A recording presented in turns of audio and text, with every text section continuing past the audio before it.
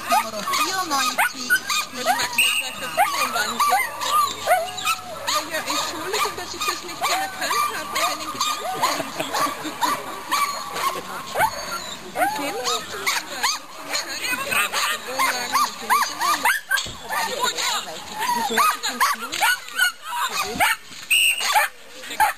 Aha.